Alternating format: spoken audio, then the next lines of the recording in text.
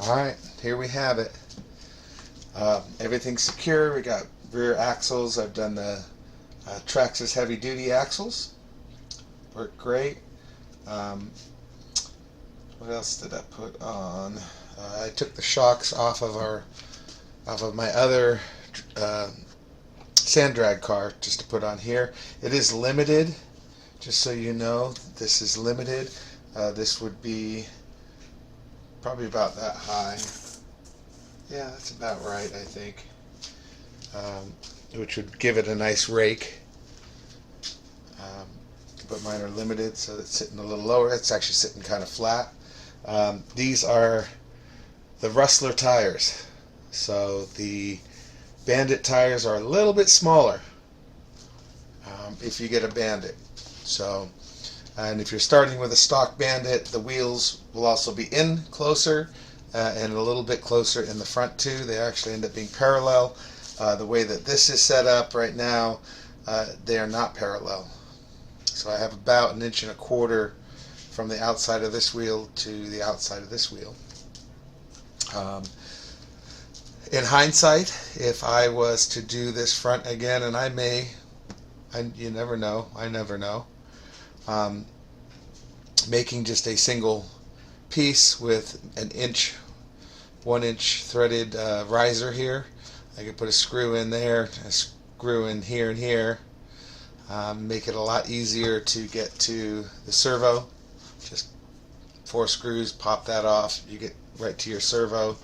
But again, you know, this is my first time really making the frame. I knew I had to deal with stuff there, so I used a conglomerate of pieces to do that. But really, just a piece, even if it extends a little bit more, doesn't matter. And then just a cutout for your servo and the 2 holes up here. So that could all be one big plate with just 1 hole in it. Yeah, other than that, making sure that I had a nice table that had all the lines on it definitely helps. Helps you to line everything up, keep everything square, so that your distance from here to here and here to here is the same, so it doesn't pull down the line or crab, which is what you don't want. You don't want to have your car crabbing down, because you can tune it to go straight, but it'll crab and then you're wearing your tires funny. So all in all, very happy. I did find some longer steering links. I actually had an old XTM, found these links, turned them to lengthen them just a little bit more, and it gives us about that 3 degree just visually of toe out. So that should be fine. I still have some adjustability if I need to, and kind of go from there. Did get some rather sobering news, that there will not be a sand drag coming up here in October. More than likely not going to have the sand drag, which is rather sad, especially because we were building this for that. But as I was building this, you know, in my mind, I thought a lot about, you know, putting these kind of wheels or a more rugged, knobby wheel on here, putting on the extensions and 17 millimeter adapters will allow me to put a much bigger tire in the back, so bigger tire driving, more speed, kind of a thing. It saves you from basically gearing up. You're doing it naturally. And you can race on grass, you can race, change it to street tires, you can race these on the street, you can of course race them on the sand, just all sorts of different applications, and you have one chassis that can do it all.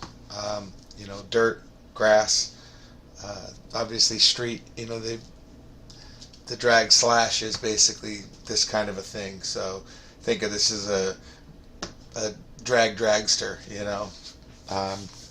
I'm looking forward to trying different bodies on this, having fun, um, seeing what what kind of crazy stuff can be done with this kind of thing. They did a lot of crazy stuff back in the 70s with funny cars and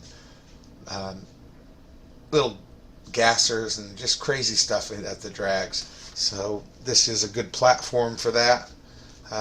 You can easily put in body mounts wherever you want, posts up here, center one if you want. You can cut the body in such a way that it'll end here and Velcro down. Maybe even put a plate up here across this so your wires can pass through, and just Velcro down onto that, and then you get this really sleek kind of a look. Of course, you're going to trim this off to be even, but a lot of interesting things. So the body, for the beginning part of this, I am going to do the Bandit body, because basically with this, the thought is, even though our arms are different, and that I always suggest, if you're doing any of this kind of stuff, you can stick with the original plastics if you want, but switching things up to, especially once you change from the brushless system to from a brushed system to a brushless system, you're going to want to change things anyway, especially the drive shafts. And so just buy the wider length, wider the RPM arms, the longer. Actually, I think the drive shafts are the same, but definitely buy the wider arms so you get some more stability. Of course, you might like the really. It's negligible on the Bandit. It's a tiny difference in the width that you get in the front, but a bigger difference in the back. If you're going to put bigger tires on, which I like to do, and everything else, getting the extensions will help, but not having this tire really close to the body by like a half an inch or so really lets you put all sorts of different stuff on. So that's the big saving grace of it, right? If I wanted to, just for funds here, we can kind of see how crazy some of this can look.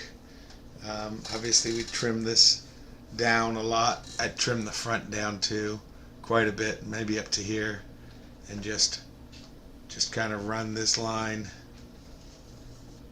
down, and that'll drop the whole thing down. Do something really crazy like that.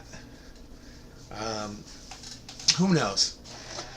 There's all sorts of possibilities, and a lot of you out there are very creative with ideas of what to throw on. So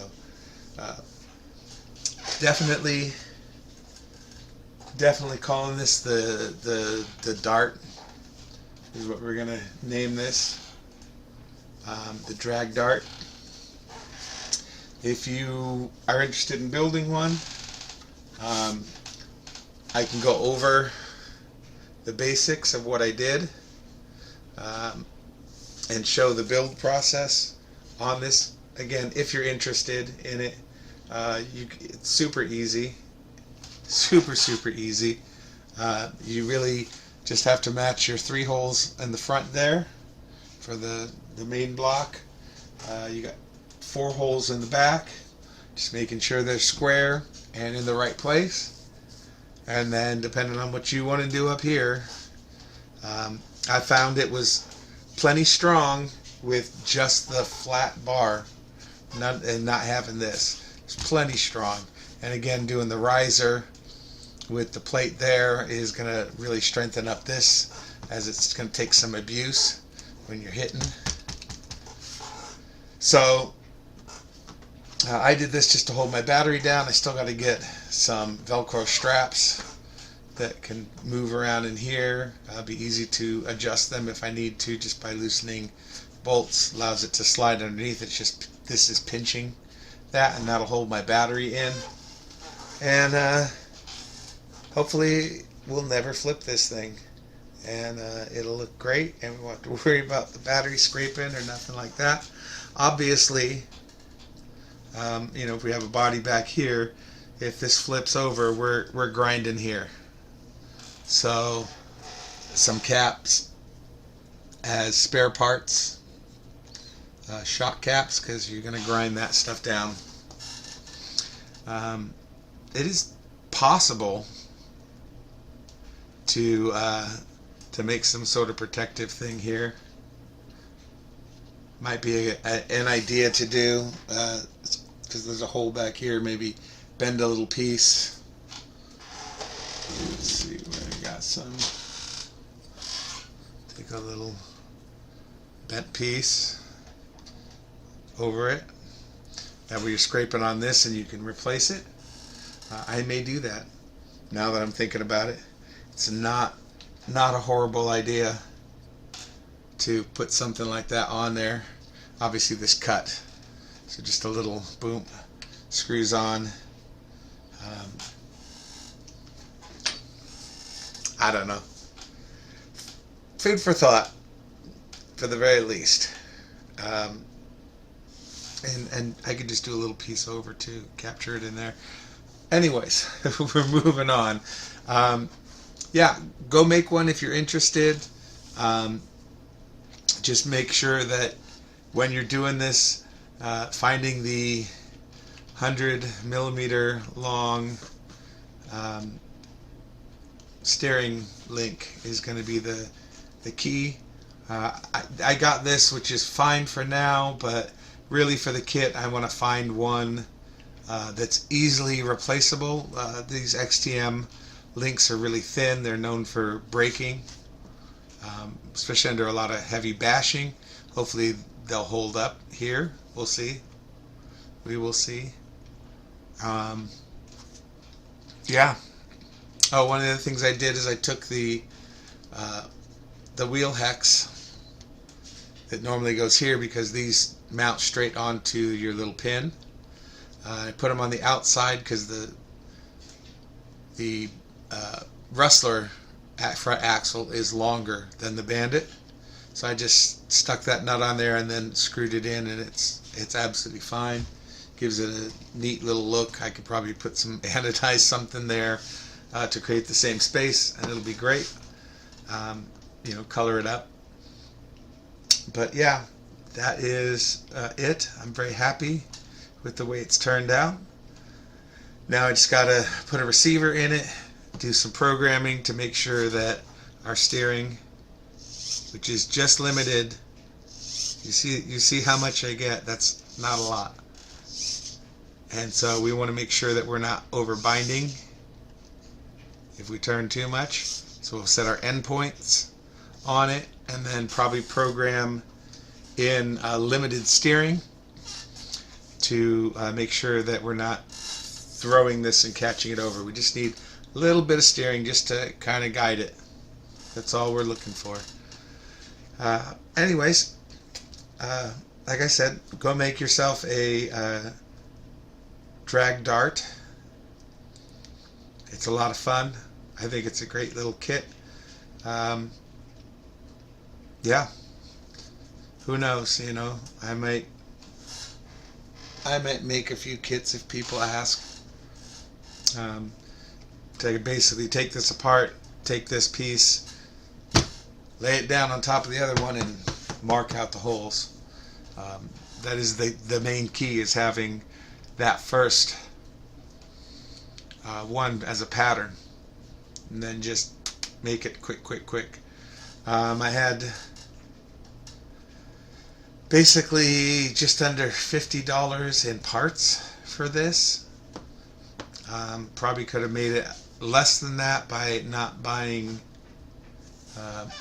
just the 1/2-inch flat bar, which was building this up. Yeah, saved a little bit of money there, but I liked having the flat bar because it made it easy to manipulate the little piece. So, yeah, that's going to do it for this. Go make it. You can do it. You definitely can do this.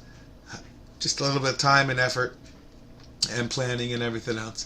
Feel free to hit me up with any questions, comments. I'm happy to answer. Love hearing comments, even if it's negative, like, hey, that thing looks really stupid. You're welcome to your opinion on that.